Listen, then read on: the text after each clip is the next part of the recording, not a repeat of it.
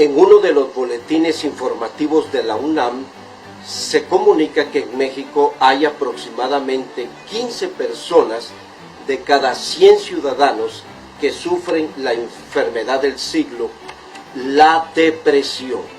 Cifra que puede ir en aumento porque hay personas que viven con este trastorno, los cuales no buscan ayuda.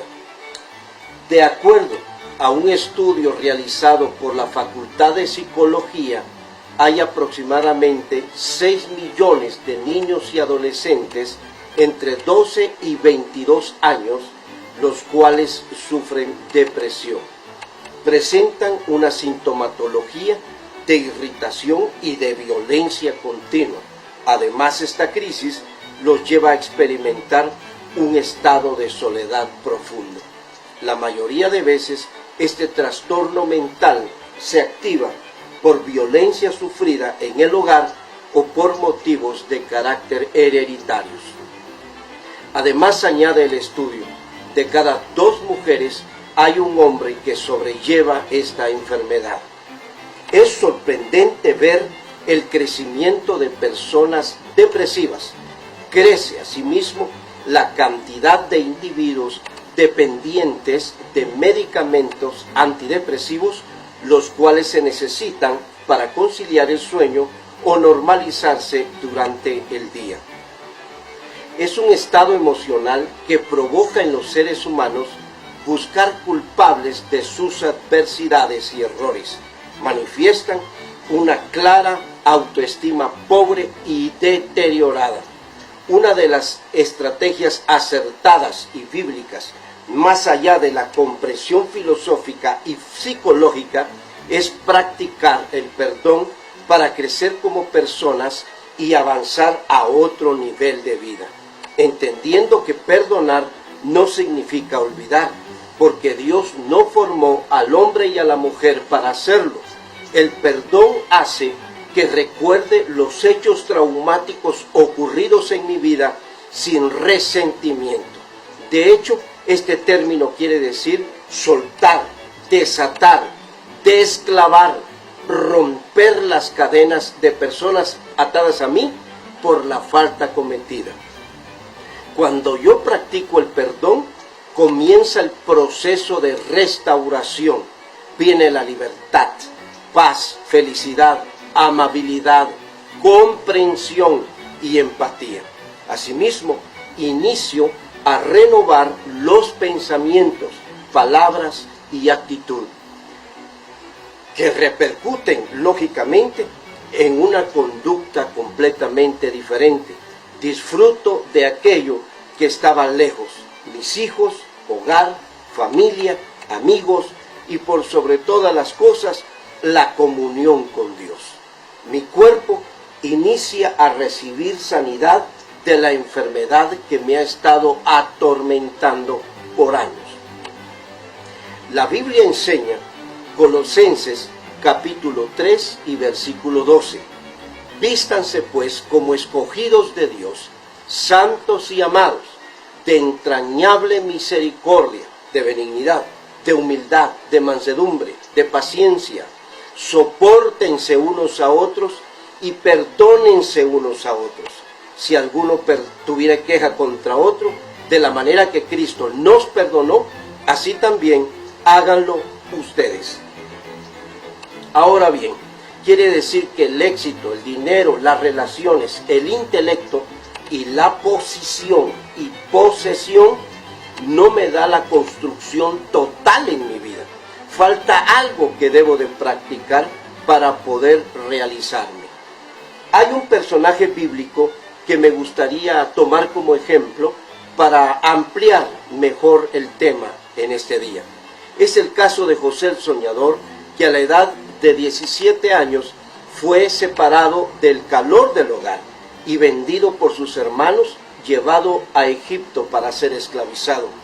Fue un proceso que duró 13 años, el cual le sirvió para entender con precisión cuál era la voluntad y el propósito que Dios tenía para su vida.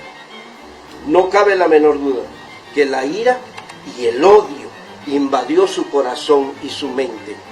por este acontecimiento traumático ocasionado por sus propios hermanos. Sin embargo, el proceso que vivió de esclavitud y servicio en bien de otros le enseñaron el valor que tenía la familia y el poder del perdón. José superó sus propios límites y alcanzó una posición importante en Egipto. Tomó medidas para romper toda atadura traumática del pasado y disfrutar del presente. Asimismo, ocuparse con decisiones firmes, perseverando en ellas para consolidarse y consolidar su futuro. Pasó de ser esclavo a libertad, de la pobreza a la riqueza, de la depresión a la salud mental, de la mediocridad a la excelencia, de la venganza a la paz, de la tristeza a la felicidad, de la soledad al gozo, de trabajar para casa ajena a producir para su propia casa. Su administración como mayordomo en la morada de Potifar lo preparó para este acontecimiento que cambiaría completamente la historia en Egipto. Se encontró con sus hermanos y verlos cara a cara fue un desafío que experimentó. En los capítulos 42 al 47 del libro de Génesis encontramos la narración de cómo fue este encuentro que tuvo con sus hermanos. Me gustaría reiterar los versículos 24 del capítulo 42, donde dice: y se apartó José de ellos, y al verlos lloró. El versículo 30 del capítulo 42 dice: José se apresuró porque se conmovieron sus extrañas a causa de sus hermanos, y buscó dónde llorar. El versículo 2 del capítulo 47 es clave para entender el poder sanador del perdón, porque dice: y entonces se dio a llorar a gritos. José se mostró a sus hermanos, ellos no podían creerlo, estaban atónitos, espantados, creyendo que sufrirían las consecuencias del pecado cometido contra su hermano. Ellos se sorprendieron al ver la actitud de José, pues los abrazó y les pidió perdón. El versículo dice: lloró a gritos.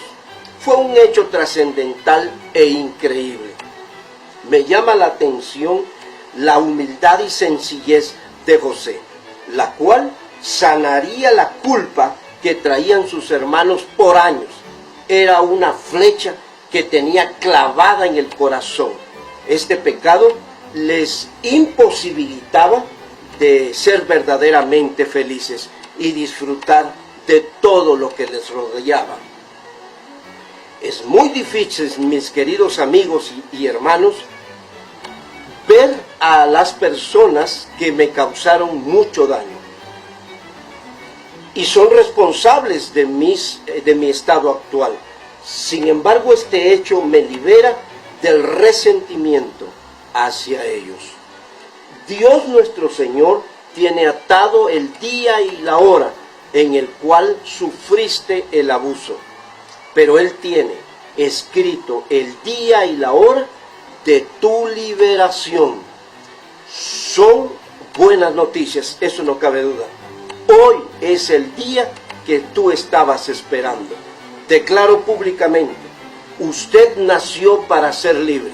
No acepte bajo ningún punto de vista que es esclavo de la depresión, ansiedad, esquizofrenia, autismo, disforia de género, trastorno bipolar, anorexia y bulimia, diabetes, hipertensión, artritis, asma, meningitis, neumonía, tuberculosis, cáncer, alcoholismo y drogadicción. Tu mente y cuerpo le pertenecen a Jesucristo por derecho de redención en la cruz del Calvario. Por lo tanto, declaro públicamente: tus hijos, esposo, esposa, trabajo, nietos, hijos están bajo la jurisdicción de Dios. La Biblia explica que el ángel ejecuta la palabra del juez divino. Salmo 103, versículo 20, dice: poderosos en fortaleza que ejecutan su palabra, obedeciendo a la voz de su mandato. Nuestro Señor ordenó y estableció que tú eres libre. Esa palabra se obedece y el ángel ejecuta la orden y detiene toda maldición hereditaria e influencia demoníaca que por años ha estado ocasionando destrozos y destrucción continua a tu hogar y tu vida. La pregunta sería, ¿por qué lo hace? Porque tú estás bajo la jurisdicción de Jesucristo. Por lo tanto, el enemigo no tiene ninguna autoridad sobre ti. Gálatas, capítulo 5 y versículo 1 y 13. Estos pasajes bíblicos nos exhortan sobre la autoridad que tenemos para mantener la libertad pese a las circunstancias que nos rodean. Pongamos atención a la lectura. Cristo nos libertó para que vivamos en libertad. Por lo tanto, manténganse firmes y no se sometan nuevamente al yugo de esclavitud. El verso 13 amplía esta idea. Porque ustedes, hermanos, a libertad fueron llamados. Señores y señoras, estas noticias son verdaderamente nuevas de gran gozo. Eres libre, confiésalo, decláralo y practícalo. Bendiciones.